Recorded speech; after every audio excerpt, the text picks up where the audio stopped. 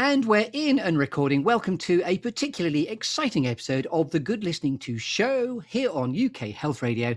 And it's my absolute pleasure to welcome someone who I was very, very excited to talk to, having met her just about 3 or 4 weeks ago. But this is Cate Russell in the Good Listening To Clearing. Hurrah. Good morning, Chris. You're very welcome, Cate. And you are a very, very experienced, I pegged you as being a bit of a global ambassador because you've had 30 years of being in the pharmaceutical industry.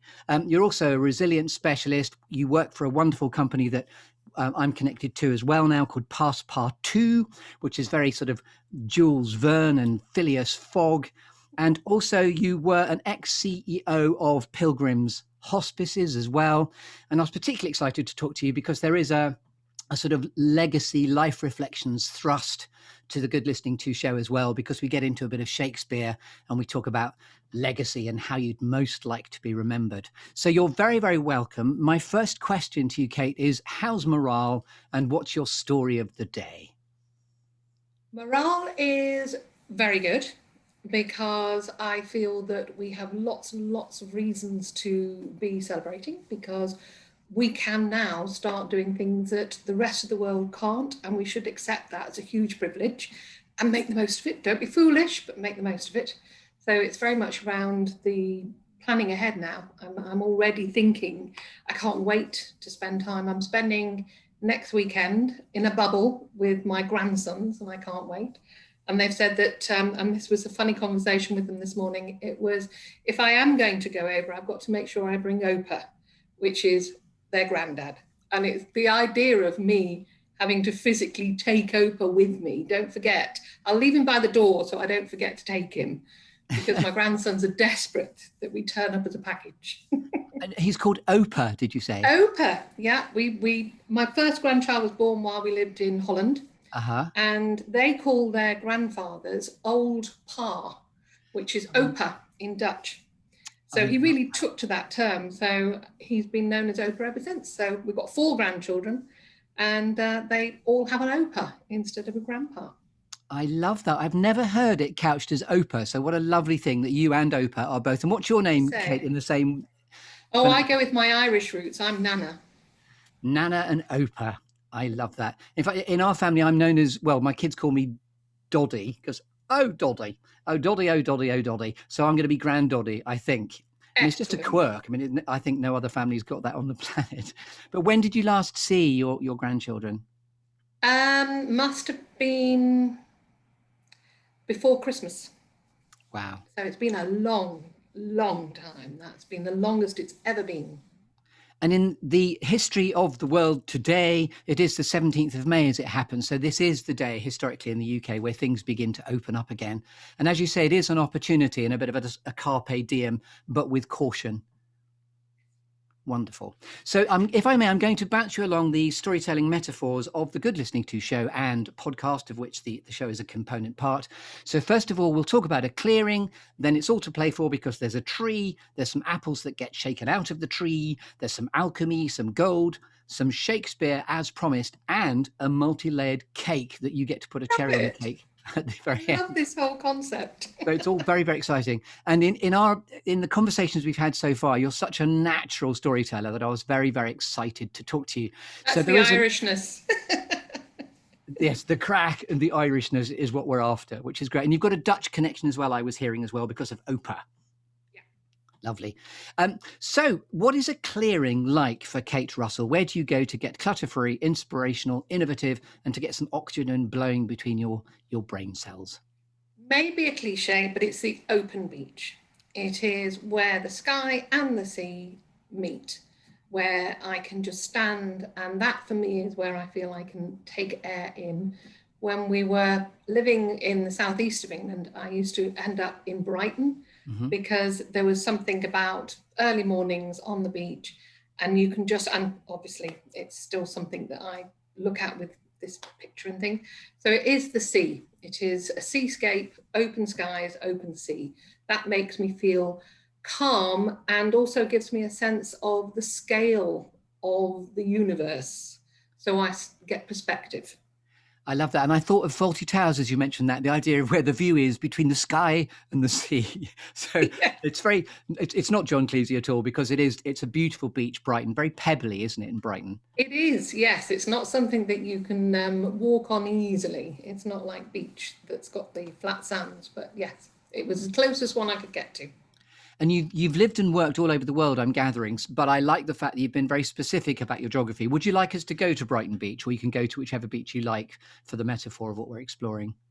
Um, Actually, I preferred the beaches in Holland because they were more deserted and open. It was quite a bleak but inspirational space. So I did prefer the beaches on that side, if it's sort of a mental picture of beach. Lovely. So, if I may, with your permission, I'm going to join you on your very peaceful, but the wind Yeah. may be whistling through or not. Yep, it was. It was always cold and windy. We like cold and windy. So I'm arriving with the tree now. It's quite sort of Waiting for Godot-esque. I arrive with this tree and I'm going to shake your tree to see which storytelling apples fall out. And this is where you were kind enough to agree to prepare a lovely, juicy storytelling exercise, which is called 54321, where you've had 5 minutes. Cate Russell. And by the way, you spell your name beautifully as well. It's not Kate with a K, it's Kate with a C. Yep, that was because I'm Catherine with a C. So I think it was just the simplicity of it didn't occur to me that Kate was spelt with a K, because I never thought of myself as Catherine with a K. And Kate with a C at the sea in Holland now. So with the tree, it's 4 things that have shaped you, 3 things that inspire you, 2 things that never fail to grab your attention, which is a bit of a squirrels moment borrowed from the film Up. I don't know if you've seen that and you know what I'm talking about, where a dog just gets distracted by squirrels. For me, it's stuff like ping pong tables never cease to grab my attention. And then 1 quirky or unusual fact about you that we couldn't possibly know until you tell us. So don't panic, Mrs. Mainwaring. You don't have to shake all the tree in a wanna. They're your apples to crunch along as we enjoy your moment here in the clearing, sharing your stories under the tree. Okay. Well, I'm just really getting into it because I like visualizing. So I'm walking along now and we're talking. So if I start with things that shaped me, I was, as a child, very skinny with frizzy red hair. You wouldn't think so now, but this is the modern technology stuff going on here. So I would have frizzy white hair now, but originally it was frizzy red hair with freckles. And I had a freaky ability to read before I went to school. And by the time I got to school, I could read and recite. And that made me different. And as I learned at school, if you're different, it leaves you open to teasing and some bullying. And funnily enough, the bullying was from a teacher rather than my fellow pupils. Wow. And I didn't realize it was bullying, but as an adult, looking back, I realized that was strange. But the advantage to it is when you find yourself different, or when I found myself different, it took me a while, but I then realized that there was actually a certain freedom in being different because people expected you to be odd. So when you were then odd, it didn't really matter. That was sort of, you could get away with it. So I embraced the being a bit geeky and a bit sort of odd. So that was the first time I was aware of having a cause effect type impact. So I went through. Embracing the maverick is what I'm hearing there. Yes, and very much so. And very odd that it should be a responsible adult, in inverted commas, is the one doing the bullying. Absolutely. And I won't mention names, but she holds a specific place because obviously much later in life I've done a lot in psychology, and I realize that I now use her as a way of signaling to myself, uh-oh, here we go. That behavior, I've seen this before. Wow. And it no longer is my responsibility to sort out. I leave it at their door. So it was something it's had a lifetime impact. It took a long, long time to work its way through as being beneficial. So there's a confidence mantra that's devolved from quite a dark experience, but what sort of thought process runs through your mind? You don't have to mention names, but it's very interesting, isn't it? The impact that we have. We have to be careful what we say because Yeah, it can come back to bite you later, which is a good way of society calling out stuff when it is toxic. absolutely. And I look now at my granddaughter, who is 9, and she is expressive and energetic and really enthusiastic. And I think to myself, do you know, that was what I was displaying. And that was the bit that I think was the irritation for this adult. And they wanted a mold of humility and modesty and a lot of things I really struggled. So it was either continue and try and fit their expectation, or in the end, it was, well, actually, I can't, so I won't. But I now am very sensitized to not wishing my granddaughter to feel that she ever has to be molded or feel that enthusiasm and just emotion expressing herself is, I see, is hugely positive, not negative. It's So passion, energy, vigor. And it reminds me of that lovely quote, be yourself because everyone else is taken. It's slightly cheeky, absolutely, but it's really true. yeah, sit in the front row of your own life. Love that. Thank you. Yes, that was the first time I really started to see that being different was an advantage. So trotting on through school and things, and we're along the beach a bit. And then the next watershed, I think, from feeling that I had to make huge thought and change and difference was in the middle of my A levels. So I'm in the middle of my A levels, and I had a map of what was happening next. And I had a place at Westminster Hospital, and I was coming down to London. I lived at the time up north near Manchester, and it was a big thing. I was on my way to London. I was going to study, and it was going to be all X, Y, Z. And my dad dropped dead. So when he died, my mother, as a consequence, attempted suicide, which was very odd. And it was odd because they'd been divorced for 6 years. So it was a really bizarre period of time that I found I was suddenly grown up. And the rug had gone, the foundations had gone, and it was a bit, it felt very free fall. So it was anything's possible. Absolutely anything is possible. And in the chaos that came from sorting out, because there was a lot to sort out, I had this sense of I still had to have, I still had to stay on track. I still had to find a way to get to London. There was something about going to London that was somewhere in my head. And this is in So I Ireland at didn't, the time, was it? You were in Ireland? no. We lived near Manchester. Oh, sorry. Yeah, yeah. My mum's background is Irish, and there's Yeah. lots of Irish family. And I love and I'm a bit about quirkiness, and later is a thing about being Irish and the storytelling and the feeling of a legacy is very much from the probably a romantic view of the Irish. But anyway, there I am. And I suddenly found that I no longer had a place because I had missed the opportunity. And the interesting thing about not having a place is a lot of it was around financial and stability. So the conversations that I was having with the placement and where I was supposed to be going was that I didn't actually have the money to pay for the accommodations and X, Y, Z. And it just seemed as though they weren't taking any consideration of the circumstance. The situation was you had to have X, Y, Z. And if you couldn't tick those boxes, then you couldn't start. And I needed more time apparently to grieve. And they had all sorts of expectations of what I needed. And all I could think was, well, where am I going to go now? What am I going to do? How is this going to work? So I had a friend who actually got their place, and they then moved into halls of residence. So I worked the summer to save up some money, and then I moved down to London, got a lift, when I think about it, I mean, dear God, if I thought of one of my grandchildren getting a lift to London.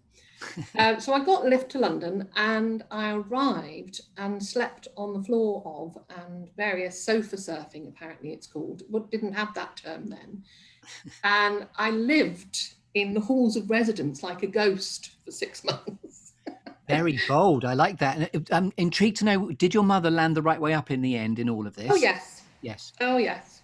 Yes. Sorry, I had to ask that because I know that where it's your path, but you're leaving behind Yeah. an extraordinary Yeah. legacy there of the reaction to your father. Absolutely. And we've come a long way over many years. And there's been that in itself is a whole story. But her part in this particular walk that we're on, my particular day on the beach with you, she is just mentioned in that piece. But yes, she did. She went on and had a fabulous life. She was another force of nature. And I think the suicide thing was a dramatic moment for her. The idea of it, was it really about dying or was it expression of pain? Yes. Well, she went to Liverpool Cathedral, having taken the barbiturates and the alcohol, parked her car and sat in a pew. So it wasn't as though she was hidden. So I think for me it was, and having consequential conversations, it was a expression of pain. So it's an interesting thing, but as I said, it could take the whole of our time.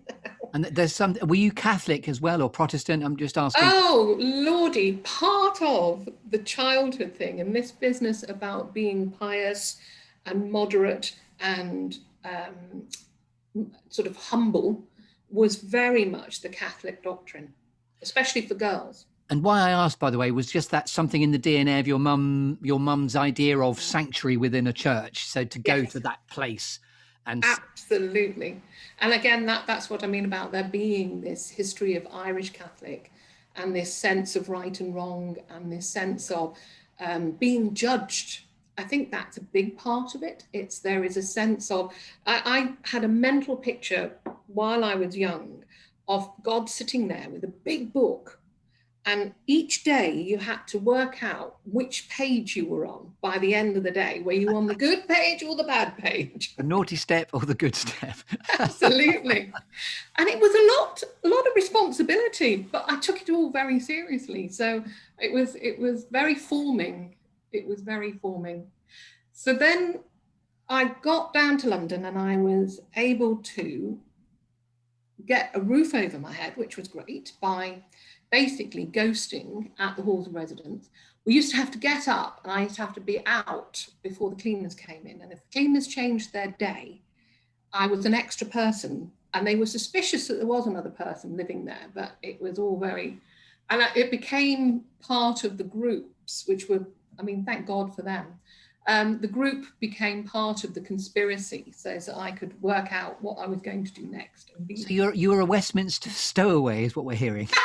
It was actually St. George's in Tooting. Ah. George's Hospital in Tooting. And I stayed in their halls of residence without paying for 6 months. Good on you. I mean, amazing the cahoots that you're all in to make that happen. And that's great. Absolutely. And I'd got a job. I'd managed to get a job because I needed to work out what I was going to do and how I was going to do the next bit because I wanted to continue education. And for me, that bit of education and being able to have opportunity was a huge driver for me. And so when somebody, serendipity and right place, right time and all the rest of it, I got an opportunity to find myself at the London School of Hygiene and Tropical Medicine. Of course I love saying that because of all the places in the world to end up, how did I end up there? God knows. But I believe I was meant to be there because I believe in serendipity and I believe that there is some sort of choices that you make that lead you to things. So when I got there, I started doing medical microbiology. That was what my purpose was of being there. And the advantage it gave me is you actually got paid a salary for the days that you worked in the labs. So I had money coming in, and they paid for your study. Perfect. So I thought, right, this is it. And by the way, I'm intrigued. Did you ever legitimize your your stowawayness, or was that just a period of Yes, at hiding? that point I had to. Well, I had money coming in by then. I'd actually Yes. started earning a living. And by then, as a group of students, we'd started looking at finding a student house that we could live in. So I was still with a group of people, but we were living very cheaply, which was great. That was the main thing. And by the way, there was the most beautiful story a couple of years ago about a definition of true friendship and trust and loyalty, which is a Warren Buffett thing, which is the benchmark. And it's quite profound because of his Jewish extraction. And it reminds me, because of your story, and the true measure of profound seismic trust is, would they hide me? Yes. And I Yes. know that's incredibly profound because of the Jewish story, but Absolutely. your friend, and I hope you're still in touch with them, who hid you and helped you be the ghost. What a wonderful friendship, because they hid you. Absolutely, and the gang, because there was 8 on the floor that we were on, and not one of them complained, not one of them gave me away. They were all complicit in it, and it worked. I mean, the times I would sit in the main, what was the junior common room, and we would have donuts, St George's Hospital, donuts and coffee first thing in the morning, fabulous. And then I would sit studying in there, and nobody quite knew who I was or why I was there. Oh, by the way, you should return to give a talk there. I think it's such a beautiful story, because it's Yeah, go and the pay the DNA of a fees. building. Never going back in case they want the fees. Sorry, I've sidetracked you slightly, but back onto your path. So I'm there at the London School of Hygiene and Tropical Medicine, and upstairs from the labs that I was working in was a legend. And this man was working there. And everybody kept saying, "You've got to meet Gordon." And he was like their social secretary. And he set up these legendary weekends where he would take this group and they would leave on a Friday straight from work and then return on a Monday in the same clothes. And they'd have had a fabulous time. So I was sort of thinking, well, I like the sound of these people and I find them interesting, but how do you sort of get yourself so that you're part of a gang? When in actual fact, I'd spent a lot of my time and my childhood being the outsider in groups. So I was a bit nervous about how I was going to sort of get in the in gang because I'd never been part of an in gang type thing. So I met him and he made me laugh out loud. And I have been laughing out loud with that man for nearly 40 years.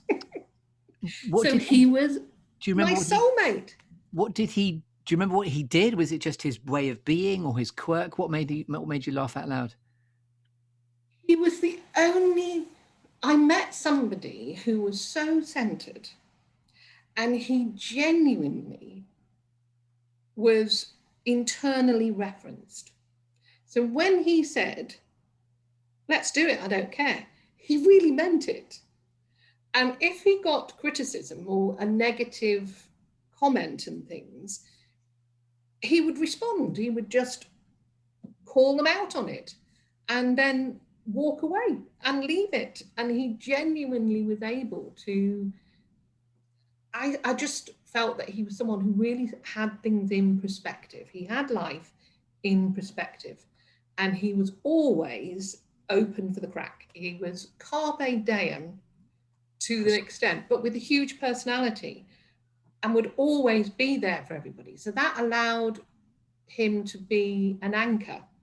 There was a delicious And expression, by the way, when you said he's internally referenced. You said, "I love that." yeah, yeah, because he made his mind up about issues and does to this day.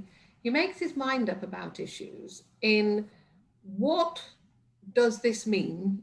Is it something that I need to do something about? Is it something I have to have some sort of moral judgment on or not? And is it something I can just observe? And he is able just to, in a lot of times, just be. And I admire that. He just allows things to be. And was And he that part of the fabric of the tropical Yes. institution? Oh, Lordy. He had a wonderful letter that the professor himself wrote when he left working there and we got together and we set up together. Gordon had to change jobs because we couldn't afford to live, the pair of us, on NHS salaries. So he decided to leave the NHS and find a job that actually paid some money.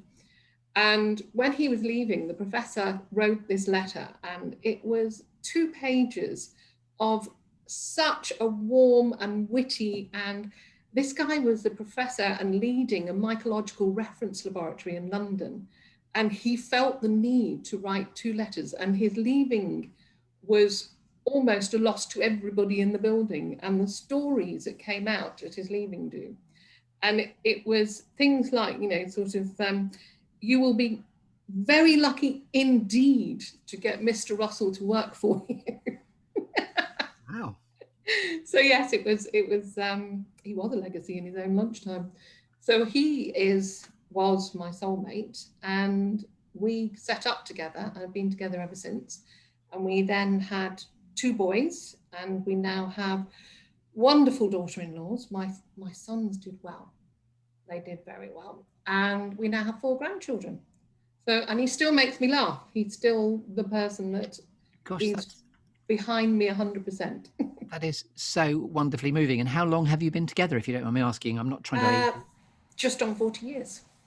Congratulations. I love that. He still makes me laugh. I love that. He does, every day. And isn't it interesting, the psychology of a first impression? As in Stan Laurel, who has always been a complete trailblazing icon of inspiration for me. I wished, I was only 3 when he died, but he's someone in my life that just changed everything because he just made me laugh. He still to this day makes me laugh out loud if I look at his stuff. Yeah. And I think that's the thing. It is that total commitment and humor. Yeah. So yes, that's what sort of... What a great tribute to Gordon, by the way. Bless him. Better keep my voice down because he is only in the other room. So, we don't want him getting too big for his boots now.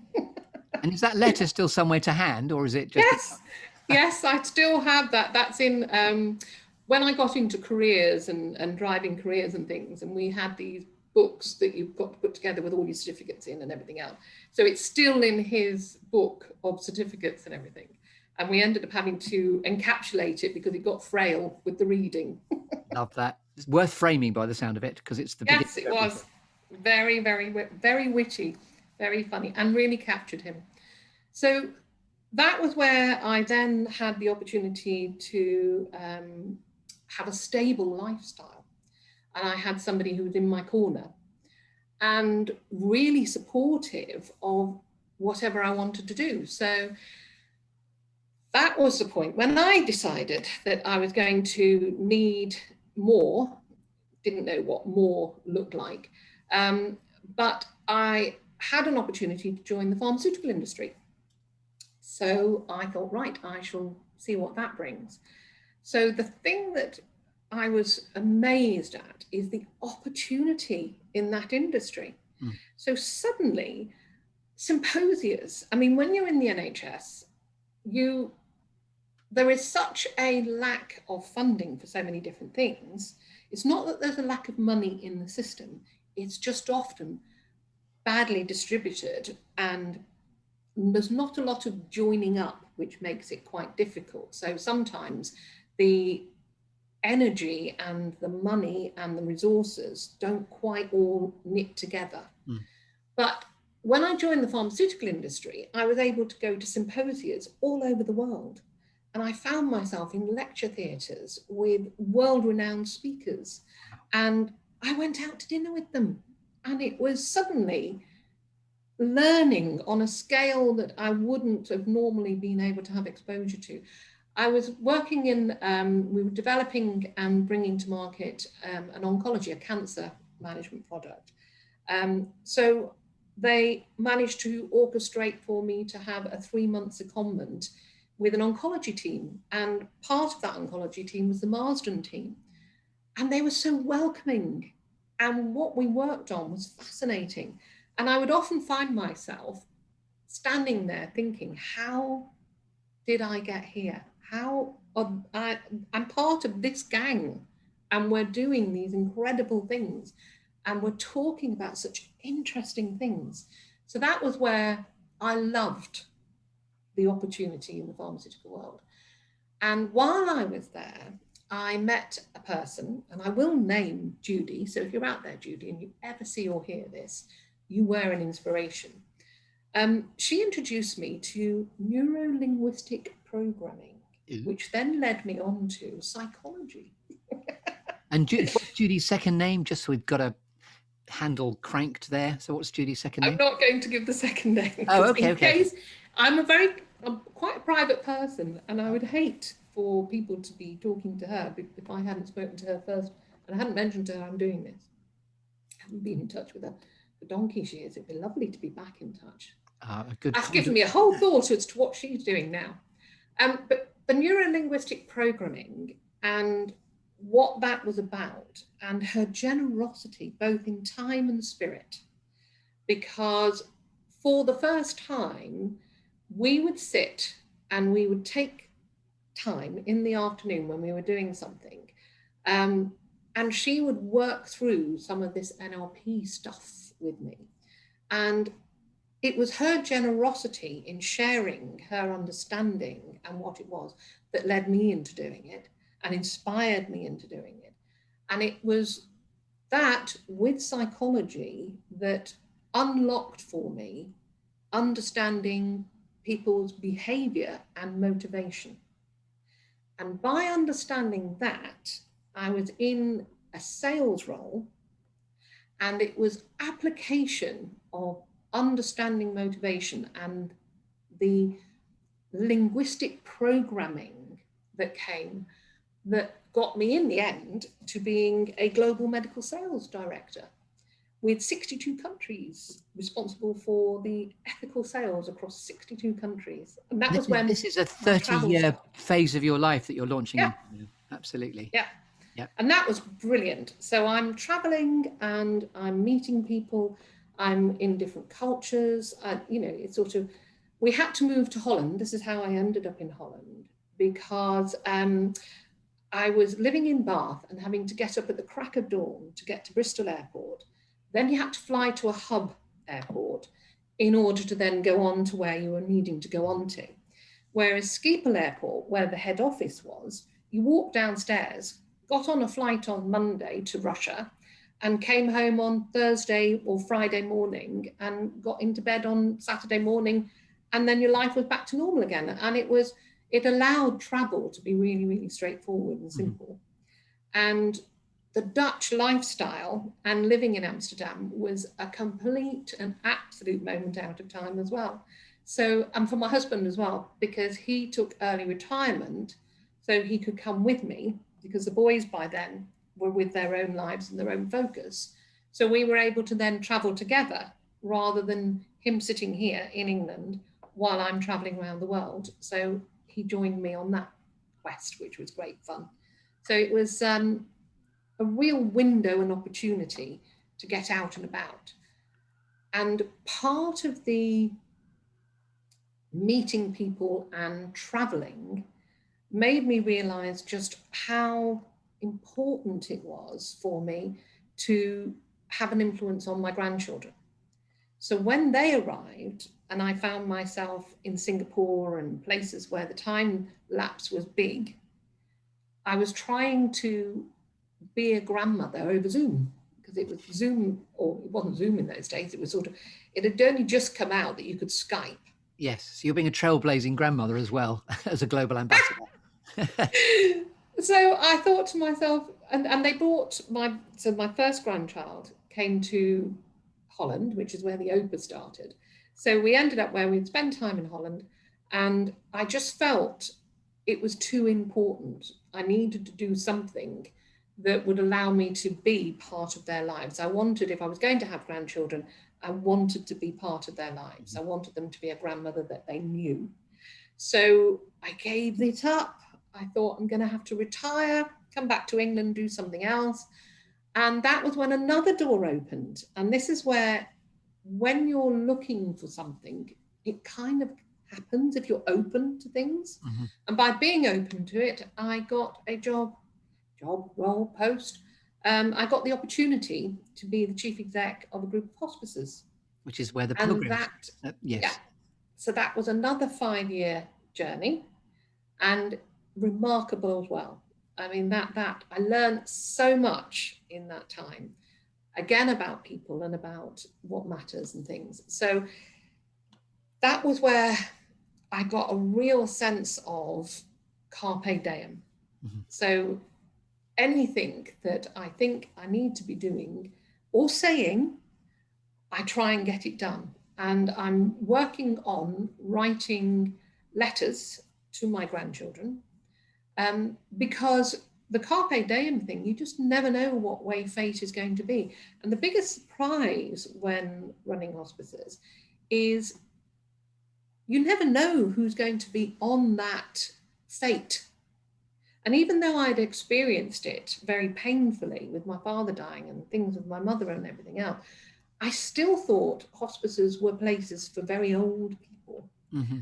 And I found myself working with families of very young people. Hmm. And that came as a surprise, and as I need to be sure that if I went out today and all that was left was a comment or whatever, have I said what I wanted to say? Have I told the people that it matters to Yeah. what I need to say to them? So that, I feel, was the gift that the hospice world gave me, Yes. was making sure I did those kind of things. So that Those things was, are timely, they're finite. So if you need to state your truth without unwarranted doubt, get on and state it. Be true yeah. to yourself. Carpe diem. Love all that. And that's what I think makes me open to, when I met you a few weeks ago and we got talking, and it was like, and you suggested doing this, and it's like, absolutely, why not? And By the way, that that's, that resonates well with my own philosophy of my joy of comedy improvisation. It's this whole mindset of yes and. yeah, If you say yes a lot more can happen. Yes. totally And agree. Totally agree.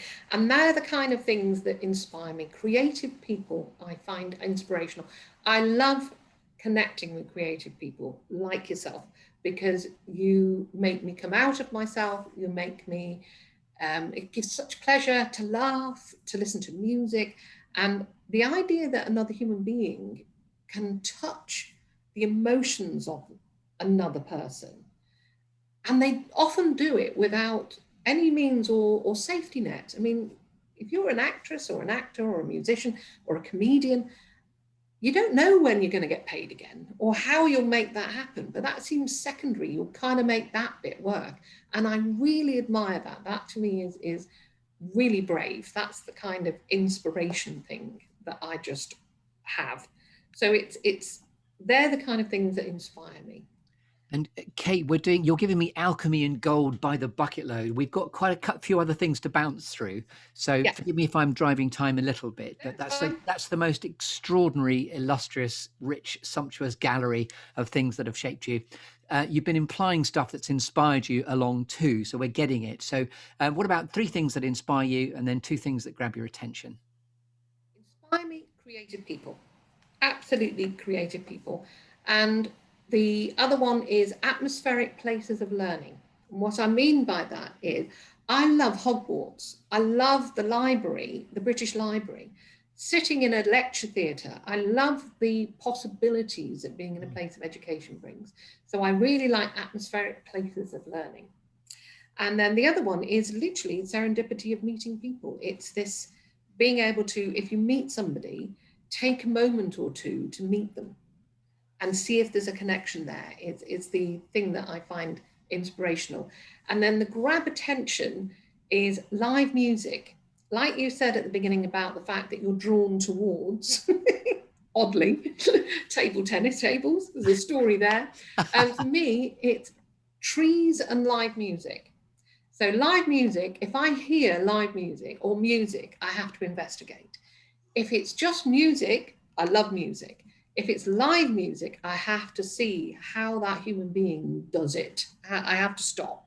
So if there's any live music anywhere, I get that's attention. And the tree thing is, somebody pointed out to me that trees have been there for hundreds of years. and imagine what they've seen in the time they've been. And so I love being near a really big old tree and just feeling, I mean, tree hugging. I just feel centered when I'm near a big tree. I love trees. So that's a there's grab wisdom. attention. There's wisdom in nature, and wisdom in your nature is what I'm hearing there. I love that. Yep. And then quirky fact. This is a moment of revelation. Accents. I love accents. And I was born in Liverpool, and my mother had this thing about accents defined you and could often confine you. That was her thing. So I now, and after that, we weren't allowed to speak unless we spoke properly. And it was etiquette and clear enunciation became important. But ever since, I've been fascinated by accents, and I mimic. So if I'm with somebody who has an accent, I find myself mimicking, which can be really irritating because I might not be very good at it. When we meet in person, by the way, we can riff because I love accents, and we can do a bit of écouter, répéter, do a bit of bish, bash, bosh of listen and repeat, and I'll learn some from you too. I've moved around quite a bit in my life too, so I'm intrigued by how we blend in. Absolutely, and that to me is the bit that I really, really like. It's that moment of people. People fascinate me, and what motivates them fascinates me. That's the most wonderful tree shaking. And forgive me if it's so rich. There's more that lies beneath the ground, which is where we're coming on to diamonds beneath our feet shortly. So alchemy and gold now. We're staying in the clearing, but moving away from the tree. When you're at purpose and in flow, Cate, with your wonderful wealth of experience and wisdom in everything that you've been describing, what do you most like to bring to the world? What's your purpose? I'm in purpose and in a zone, and this is the Passepartout connection piece, in when I'm able to work closely with somebody, and I now do mentoring and coaching and leadership development based on the NLP concepts, but more on the emotional intelligence development. So I I find myself energized when I'm working with somebody and they have a breakthrough. And that moment of their empowerment, I get a massive buzz from. So I'm never been happier than what I'm doing now, which is mentoring and coaching, and even in this crazy time because of Zoom. I mean, we can do it this way now. So that's I'm a sense of purpose now. That's where I'm working at the moment. That's what I'm doing.